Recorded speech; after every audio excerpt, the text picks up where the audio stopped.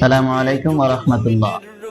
ইনশাআল্লাহ আগামী 1 August, 1 August রোজ শনিবার নোয়াখালী, লক্ষ্মীপুর, চাঁদপুর এবং ফেনী এই সমস্ত জেলার উলামায়ে কেরামের তত্ত্বাবধানে হিজবুত তাওহীদের বিরুদ্ধে, সেলিমের বিরুদ্ধে ইনশাআল্লাহ এক মহা সমাবেশের ডাক দিয়েছেন নোয়াখালী, লক্ষ্মীপুর, চাঁদপুর, কুমিল্লার উলামায়ে কেরামগণ।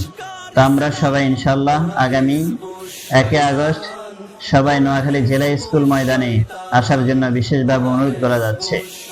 বিশেষ করে আমাদের যারা আসবেন প্রধান অতিথি হতে সবাই আসবেন এবং কি প্রত্যেক জায়গার প্রত্যেক আকাবিরেরা আসবেন।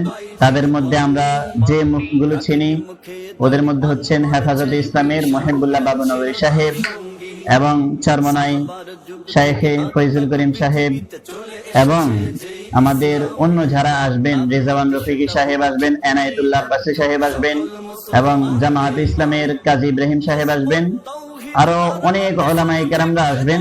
তো আমরা ইনশাআল্লাহ যে উলামায়ে কেরামরা আসবেন ওই লিস্টটা কমেন্ট বক্সে দিয়ে দিব, আর আমরা সবাই যাওয়ার জন্য চেষ্টা করব ইনশাআল্লাহ। আমরা চাই না নোয়াখালীর মতো একটা পবিত্র জায়গাতে কখনো হিজবুত তাওহীদের একটা স্থান গড়ে উঠুক, কখনো এই নাপাকি একটা স্থান নোয়াখালীর একটা পবিত্র জায়গাতে উঠুক। আমরা এটা চাই না।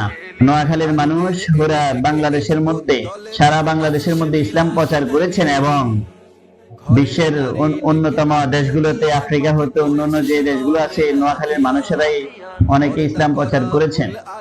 তো আমরা চাই না হাফিজি হুজুরের মাটিতে এই নাপাকি সেলিম হিজবুত তাওহীদ এরা যেন স্থান করতে না পারে, এরা যেন তাদের কার্যক্রম না করতে পারে।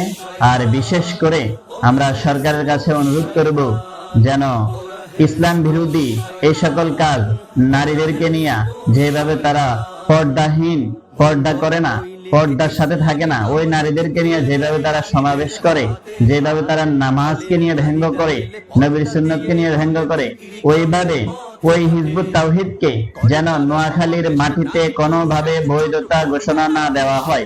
নোয়াখালী কি বাংলাদেশের মাটিতে যেন কোনোভাবে বৈধতা ঘোষণা না দেওয়া হয়, ওই জন্য আমরা সরকারের কাছে বিশেষভাবে অনুরোধ করব ইনশাআল্লাহ। আর সবাইকে দাওয়াত দিয়ে রাখলাম, কমেন্ট বক্সে আমাদের পোস্টার আছে, দেখে আসবেন। আগামী 1 আগস্ট রোজ শনিবার সকাল 10টা থেকে রাত 12টা পর্যন্ত উলামায়ে কেরামের তত্ত্বাবধানে ইনশাআল্লাহ সকল ধরনের উলামায়ে কেরাম আসবে। তাই আমরা কেউ ঠেলাঠেলি না করে সবাই যাওয়ার চেষ্টা করব ইনশাআল্লাহ। সবাইকে যাওয়ার জন্য বিশেষভাবে অনুরোধ রইল। আসসালামু আলাইকুম।